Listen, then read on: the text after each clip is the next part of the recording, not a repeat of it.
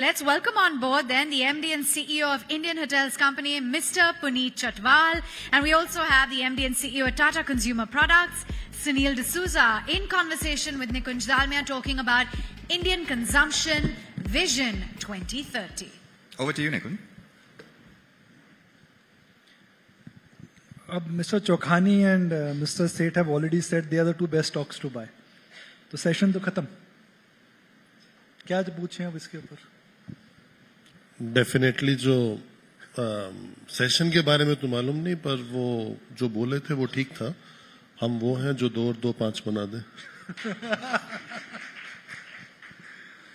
If I look at Tata Group market cap, pecking order, TCS, Tata Steel, then there is Tata Motors. अब आप trend के पीछे हो और आप लगता है इनको बीट करने वाले हो. तो 2 और 2 5 में कौन किसको बीट करेगा? This is actually what my boss, chairman of Tata Sons, does, right? हमें अंदर की खबर है, every इसलिए company सवाल exit पूछा on to था. हमें अंदर की खबर है, इसलिए सवाल पूछा था. So effectively for him, I think from a group perspective, 2 important things. A is for every company in your domain, you've got to be in the top pecking order.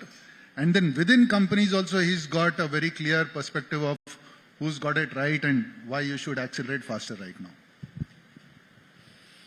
For me, collaboration is inside, competition is outside. Wonderful. That's the spirit of the Tata Group. Okay, so let's start with calling out 2 or 3 large trends which you see in your sector and 2 or 3 large trends which are small right now and could become big. For example, who would have thought tourism could be a big trend 5 years ago? Who would have thought food as a category could be a big trend 5 years ago? So let's start with calling out big trends. The theme is 2030. So big trends in your sector for next 5 years. See, one of the biggest trends is that because the nation becomes richer and you move from whatever number 13 to number 5 economy and poised to become number 3, obviously your per capita income will increase, which means the spend in leisure, tourism will obviously also increase, also restaurants, dining out, etc. The second trend is the investment of the government in the infrastructure, the 6-lane highways, the renaissance of the train stations, the doubling of the airports, will bring new opportunities for the sector in terms of getting new dots on the map. So it has to come. You cannot have an airport, not have flight kitchen, you cannot have hotels out there, so that part is going to follow. And last not least, it's experience at different price points. Basically, when you become the 5th largest and are going to be the 3rd largest, does not matter at which price point you are, people want to have the feel-good factor. They want to have the feeling of premiumization. And I think that's broadly the 3 big things that I see for us. But there is a 4th one, and that is more related to the valuations. There has been a myth, I think, globally, that scale and number of rooms translates into value creation. And I would rather go with what Mr. Chokhani said just now. People need to understand, especially hotels, is an anti-cyclical investment. You should buy in when the market is reasonable, if not low, and not at the top of the cycle, because the only thing that will happen is it will go down. And if you do some smart investments, they're far more lucrative than a fee-based 5, 6, 7, 8 hotels portfolio. Now, in an ideal world, what we have been doing, you're doing both. You're doing investments which give you the operating leverage, and you're doing also the fee-based which is giving you the margin expansion. So I think this is one big myth, that scale necessarily means that value is being created, maybe that journey will be over in the next 18, 24 months.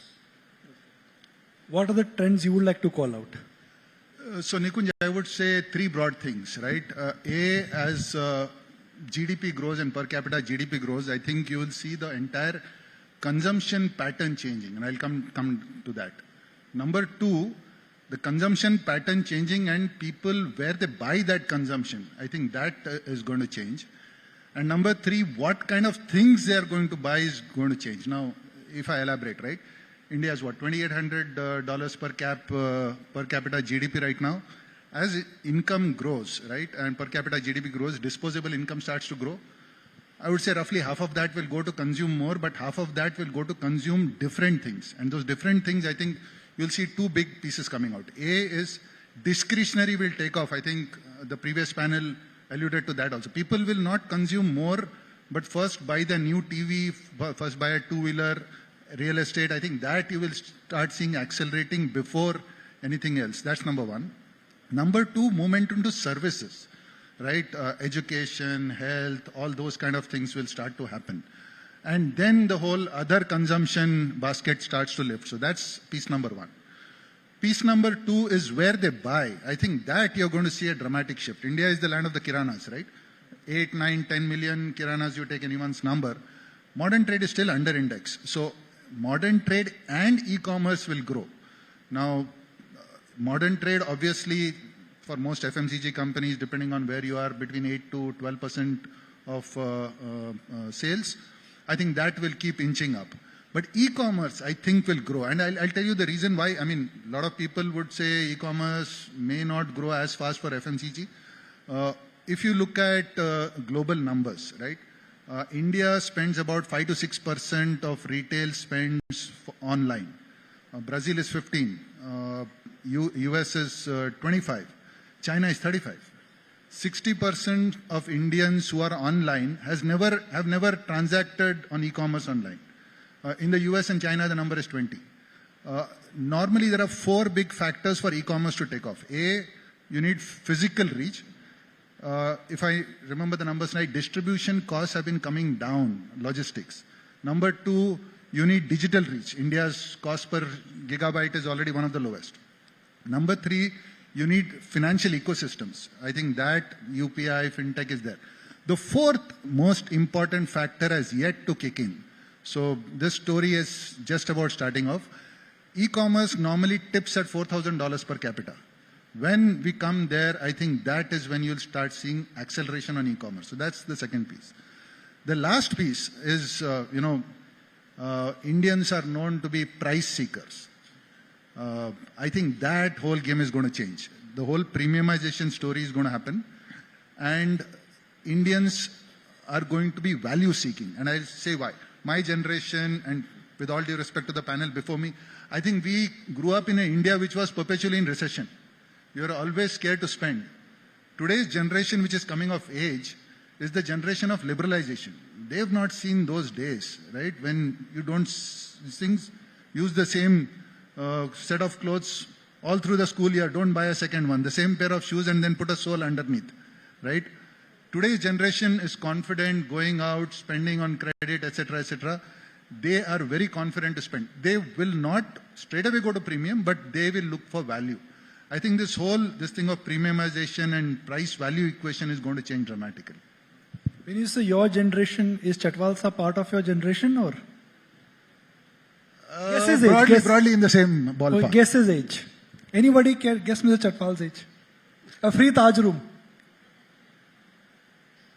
I look older, no?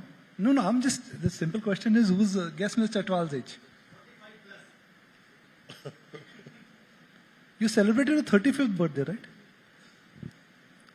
Actually, I never celebrated my birthday till the last one, so... Well, Mr. Chhatwal, I mean, apart from getting tips on how to run hospitality sector, hotels and all, he's 60 years, ladies and gentlemen. The fittest 60-year-old I've seen. So a secret to बताइए क्या है वो? Start your career in a diploma in hotel business. Some fondly call it a diploma in ginger and garlic. They're supposed to be good for your health, if in moderate quantity. And I think it's a lot of work.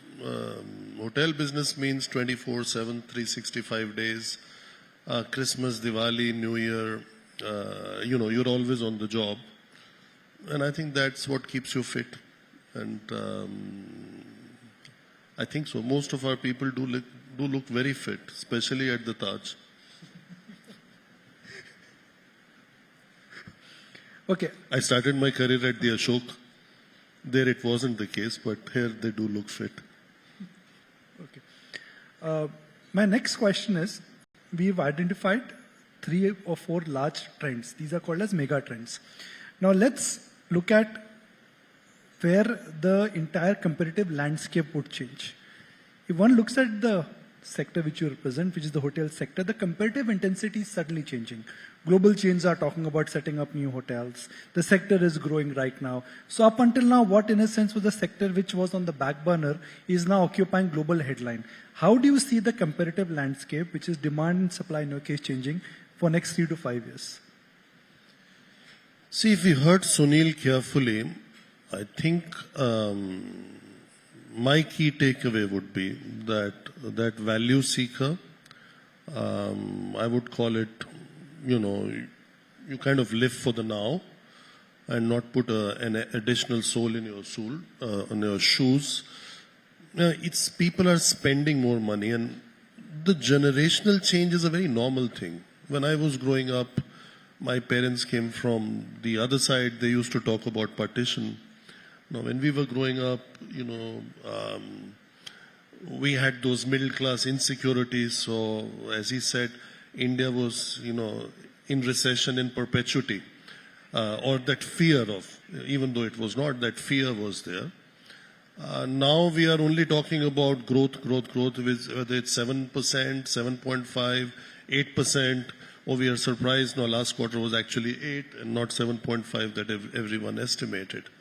So I think given that, the sector is very well positioned to experience a boom. But the challenge is, if you've been here this entire afternoon, starting from the first important interaction that you had, following with the other, everybody talks about every other sector, and nobody sees the opportunity of tourism when it is the highest multiplicator of jobs.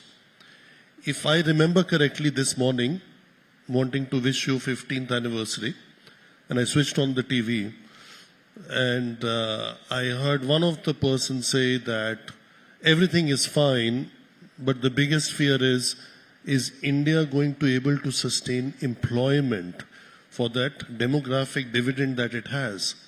And that's where I see a huge opportunity for the sector broadly as tourism, and within that, obviously, hotels. And, it's all the food suppliers, the milk suppliers, the limousine drivers. There's so many, the airport representatives. There are so many touch points in a customer journey that creates jobs. So I think forget that the feel-good factor. It's a need factor. And I think the more we talk about it, the better it is for India and the better it is for the economy. And globally, tourism pre-COVID created more than 10% of the global jobs. And 1 out of every 4 new jobs were created in tourism, and not in fintech or in tech or IT, etc.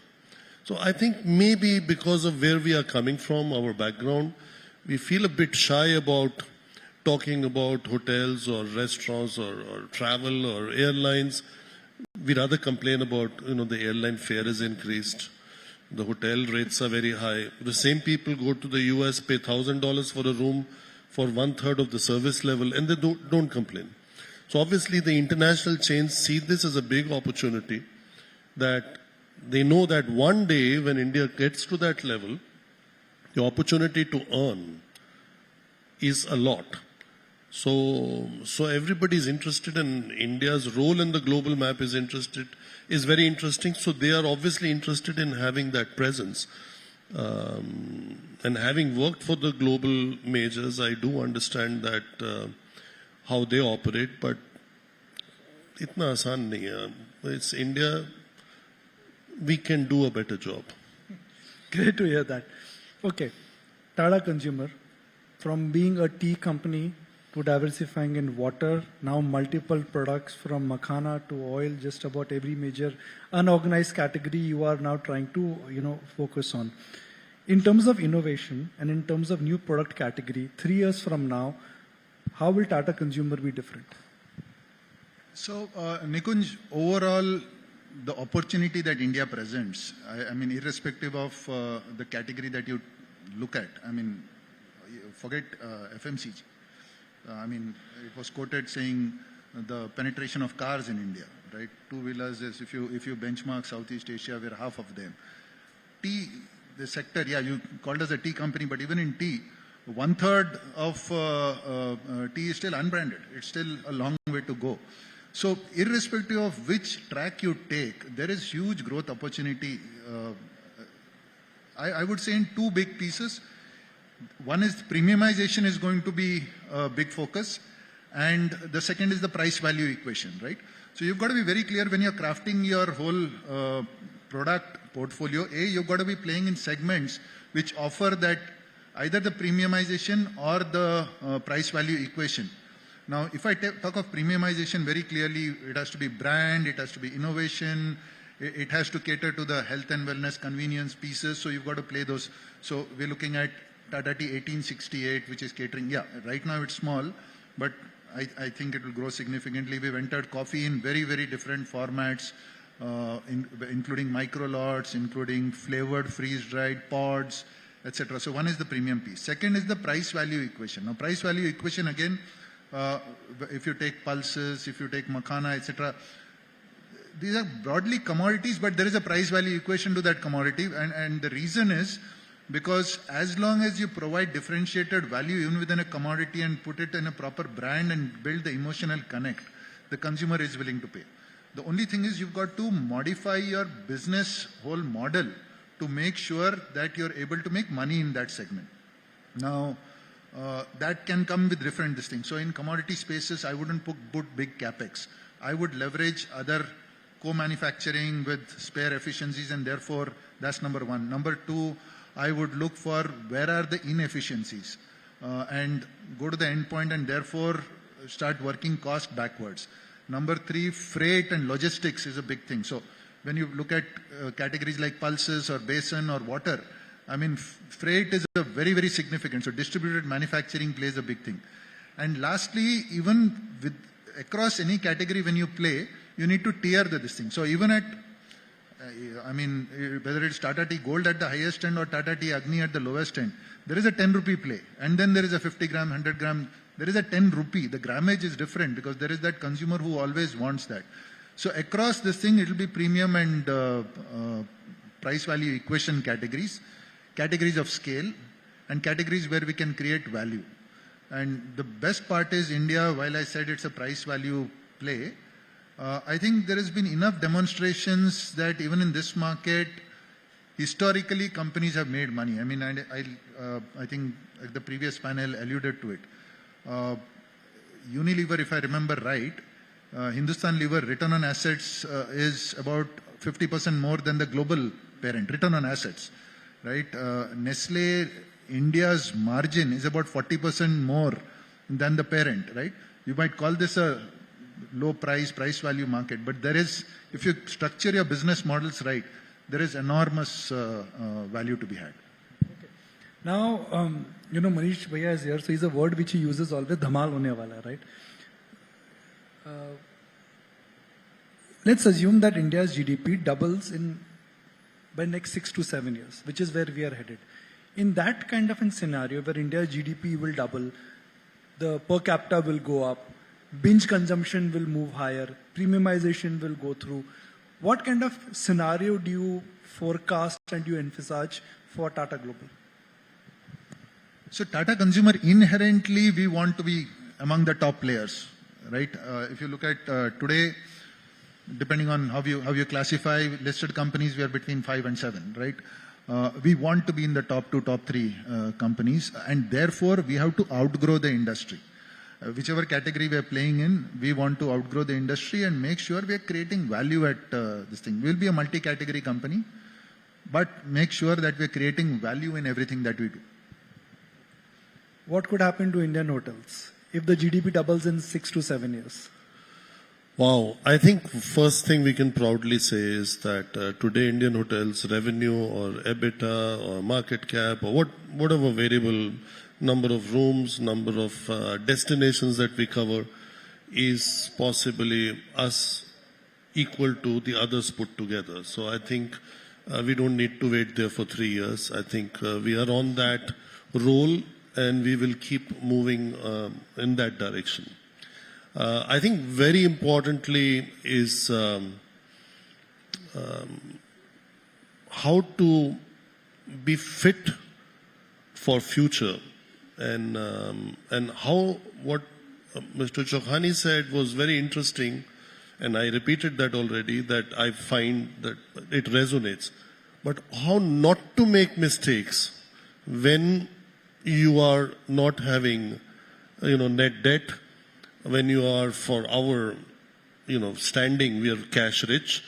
So how not to make any kind of mistakes will actually make us fitter and position us very strongly to keep diversifying our top line, enhancing our brandscape, maintaining our margins, and a growth journey which we have had. We've added 200 contracts in last 5 years.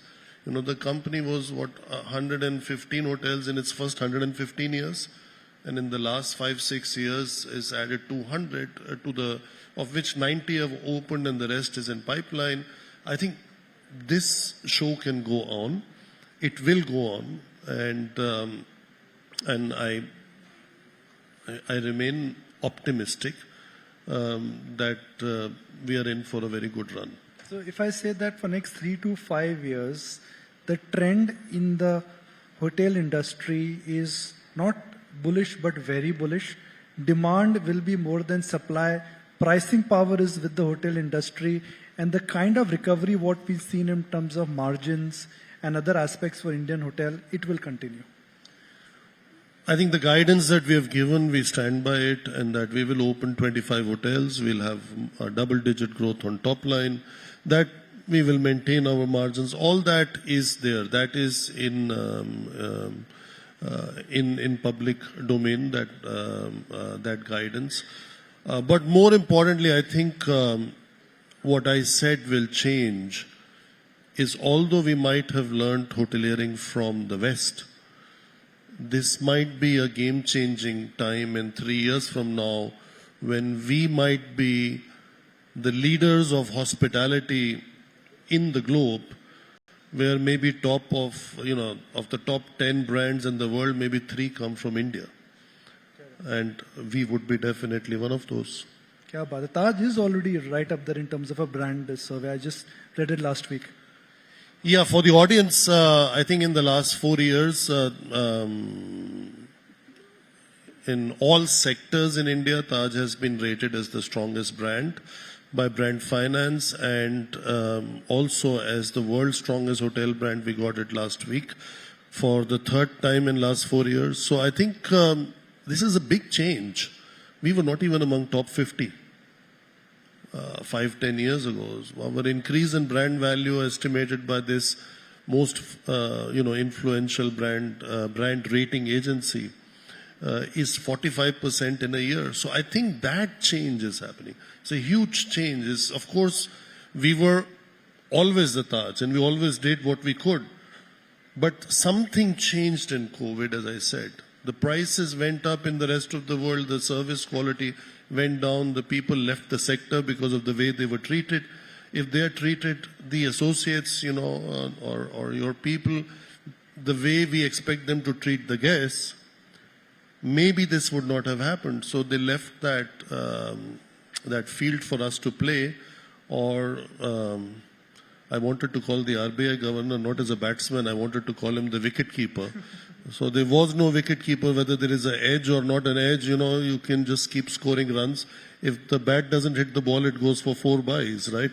So this is what has happened in our landscape, and I think it's a great opportunity for India's hotel brands to shine, not just Taj, but for others too.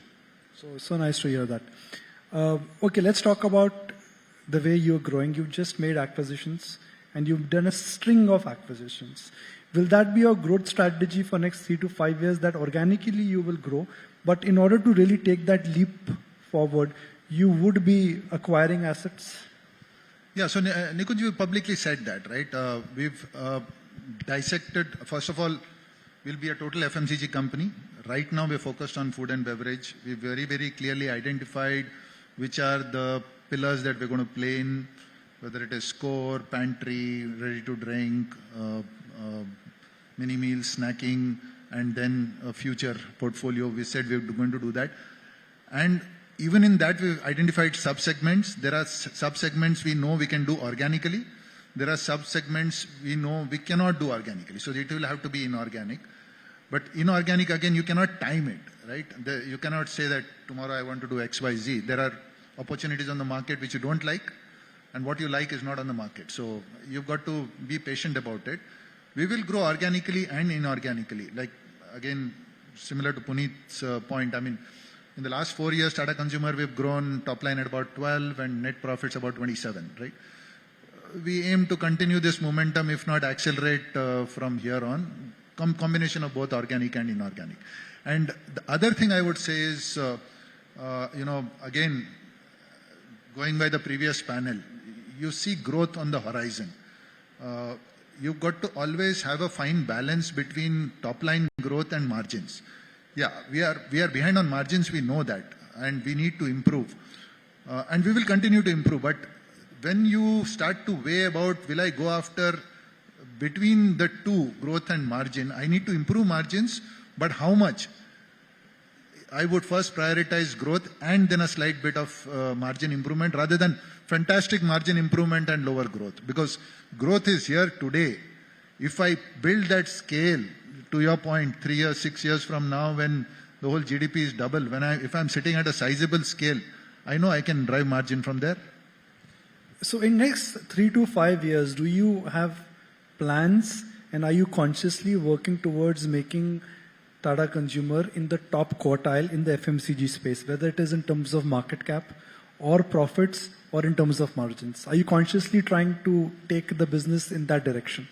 Oh, yeah. Obviously, when we do our 3-year rolling plans, 3 and 5 year strategic rolling plans, very clearly we are plotting out which are the categories that are not present, and over the next 3 to 5 years we will add it organically, inorganically, what the top line is going to be. And most importantly, you have to create value for shareholders.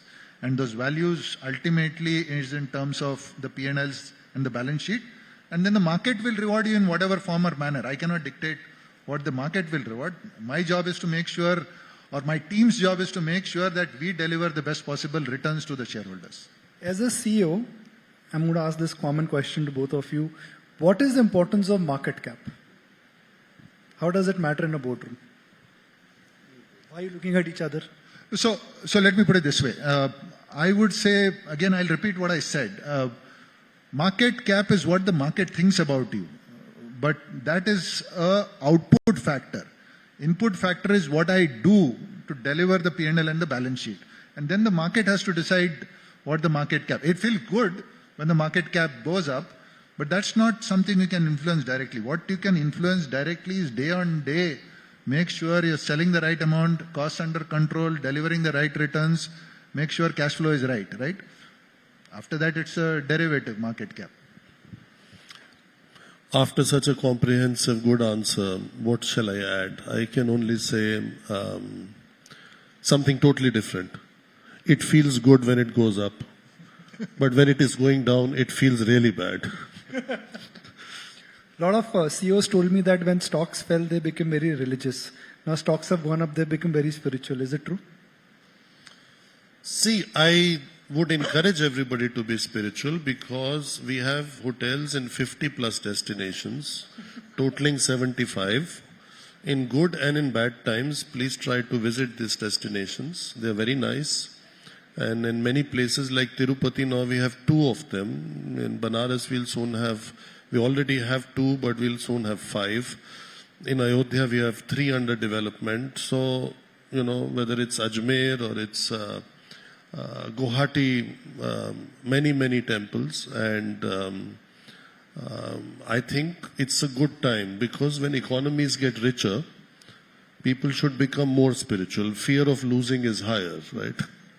So please visit those destinations, and I think there is other things to do too.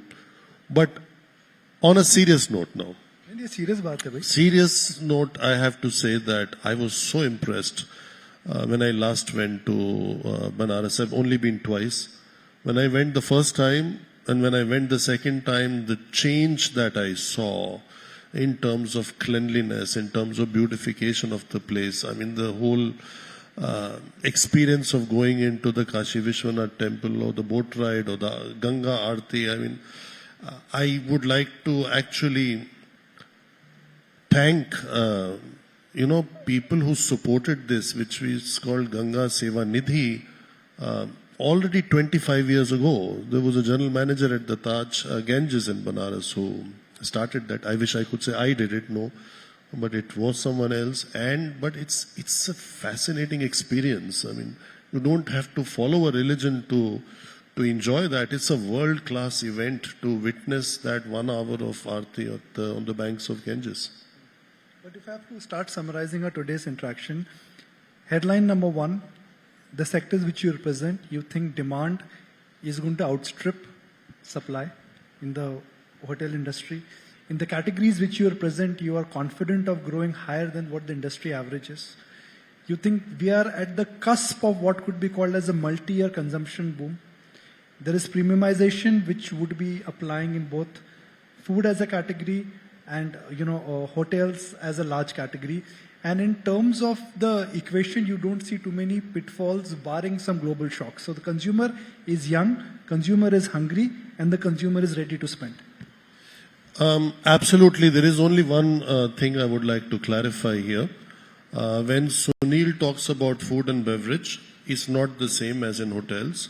He's not allowed to enter into quick service space. Quick service restaurants will be run by us.